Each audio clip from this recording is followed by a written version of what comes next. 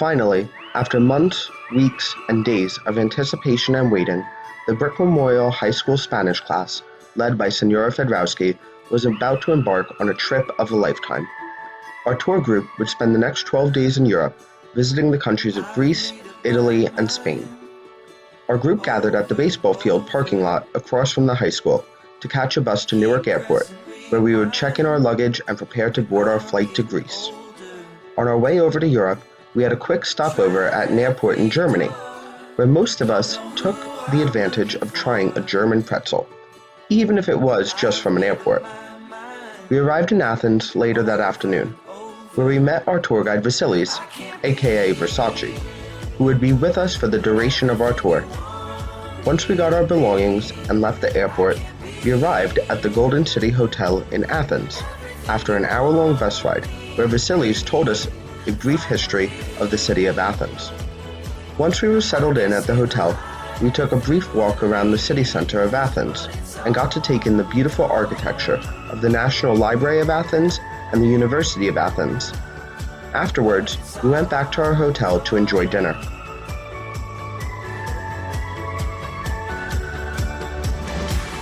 What comes from the ground now is returning.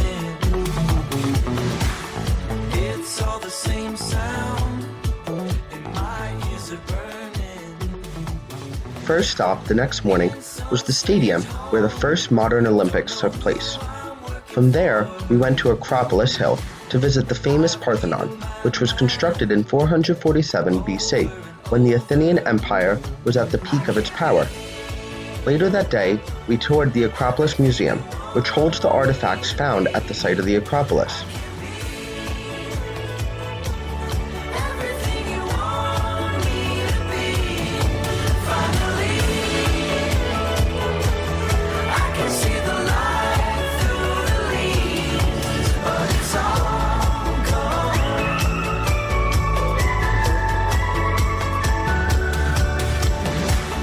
Over and over, over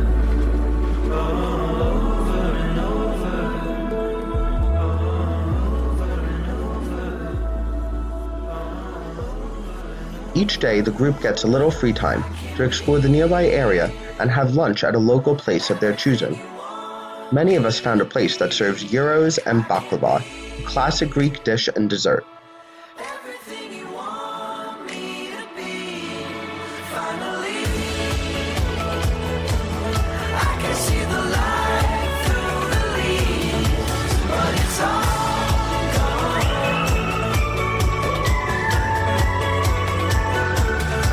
But it's all gone.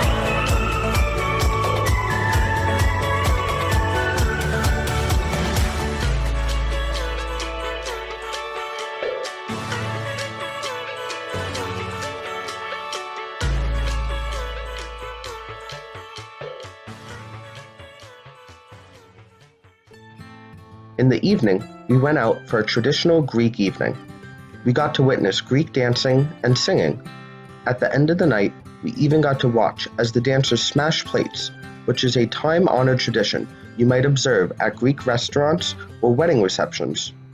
Origins of this practice are murky, but it may have begun in ancient Greece and is said to have brought about the idea of kefe, which translates to good spirits and fun.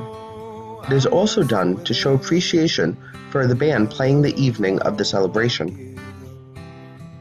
Spend my days cursing my soul, wishing I could pay my scars and make me whole. Oh, I know I could be better, but my love I won't give up. The following day, we woke up early to go on our Saronic cruise, where we visited 3 islands off the southwest coast of Athens, Greece. The first island we visited was Hydra. Hydra is a beautiful island with its red-tiled houses and narrow stone-paved streets. This was a very unique island as well, because the only form of transportation available on the island is by donkey.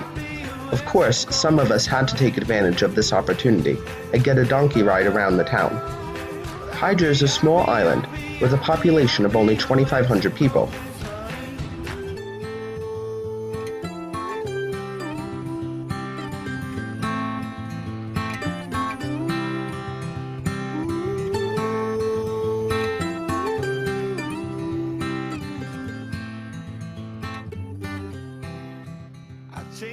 Our next stop was the island of Poros, where we climbed up to the historic clock tower, where we got a beautiful view of the surrounding area. Poros has always been an important island in Greek history. It was even home to the first Greek naval base, established in 1828, and remained there until 1878. Our last island stop for the day was Aegina. During ancient times, Aegina was a rival of Athens, the great sea power of the era. Now, the island of Aegina is known for their pistachios. They have everything you can imagine, pistachio flavored, pistachio pesto, pistachio baklava, and even pistachio ice cream. The income for most of the inhabitants of the island comes from tourism and the pistachio and fishing market. So of course, some of us had to take advantage of a nice, fresh seafood lunch, which was absolutely delicious. The following day would be our last day in Greece. We left the hotel early and stopped at the Corinth Canal, which is 4 miles long and 70 feet wide. The canal connects the Gulf of Corinth with the Saronic Gulf of the Aegean Sea. The project was completed in 1893. After the stop of the canal, we visited the ancient Corinth archaeological site. Here, we got to see the remnants of the Temple of Apollo, the earliest Doric temples in the Peloponnese and Greek mainland, built around 560 BC.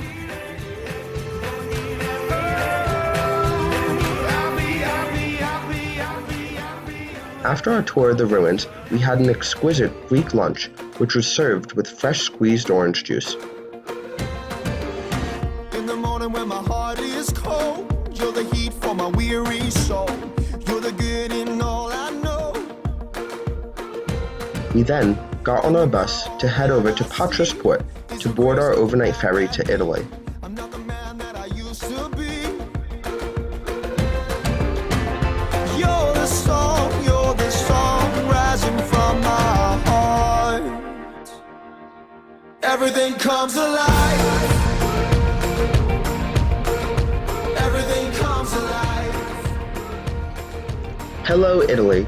After arriving at the port of Ancona, Italy, we took a bus ride to the Galileo Hotel near Florence. The following day, we explored Florence, Italy. Florence was a center of medieval European trade and finance and one of the wealthiest cities of the era.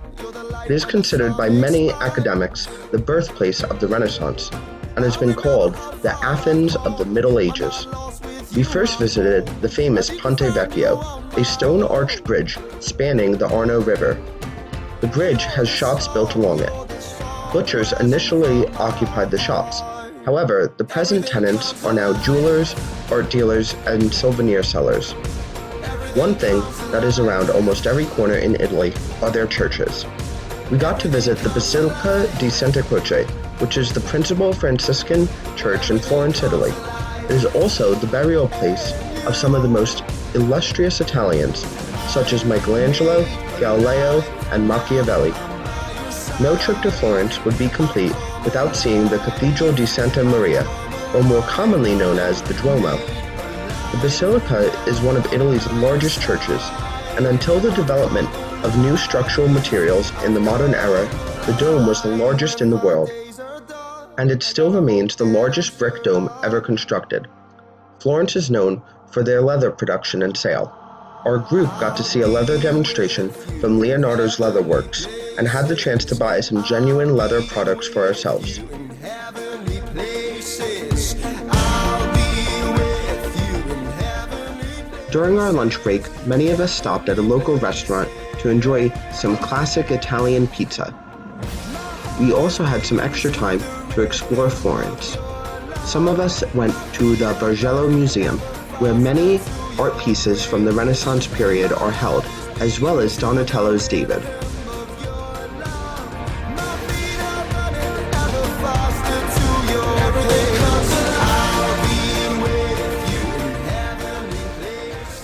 After a fun-filled day in Florence, our next adventure was to Rome, the capital of Italy.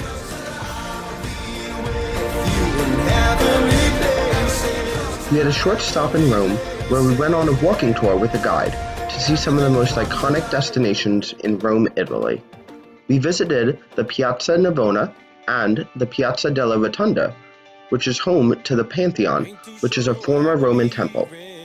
No trip to Italy would be complete without getting a snack break for some gelato ice cream. We then went on to see the Trevi Fountain, the most famous fountain in the world, built in 1762, and then to the Spanish Steps.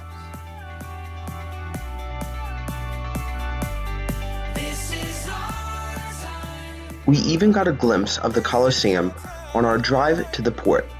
The amphitheater seated some 50,000 spectators and was finished being built in the year of 80 AD.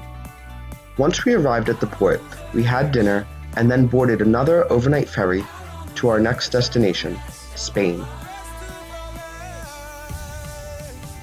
Once we arrived, we went straight to our hotel to get a good night's rest before a full day in Barcelona, Spain.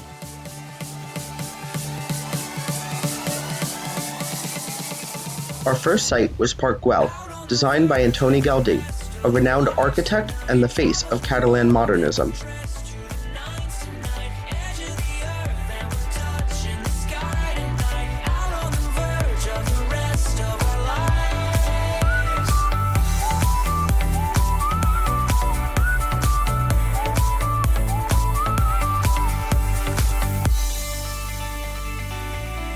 These are ours.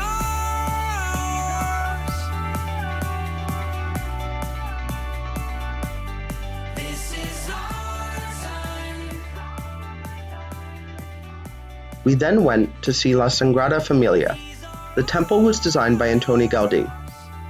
More than 137 years after the laying of the cornerstone on March 19, 1882, construction still continues on the basilica and is expected to be completed in the year of 2026. When La Sagrada Familia is completed, it will have 18 towers.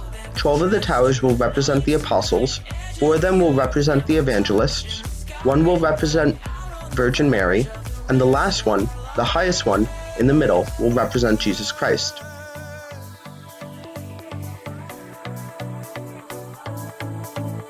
Ooh, yeah.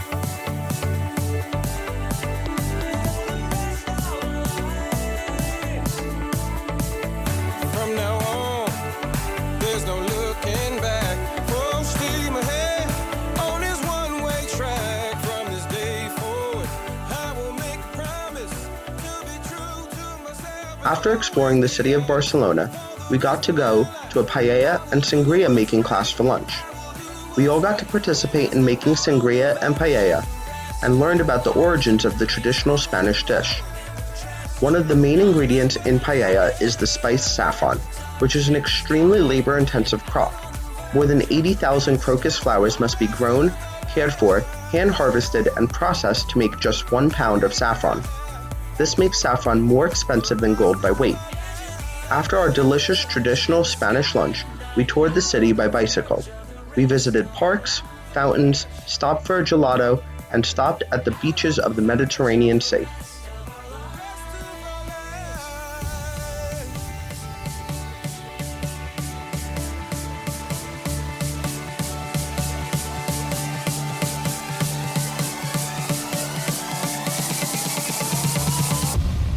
Out on the verge of the rest of our lives tonight. Top of the world and we're dressed to the nines tonight. Edge of the earth and we're touching the sky tonight. Out on the verge of the rest of our lives.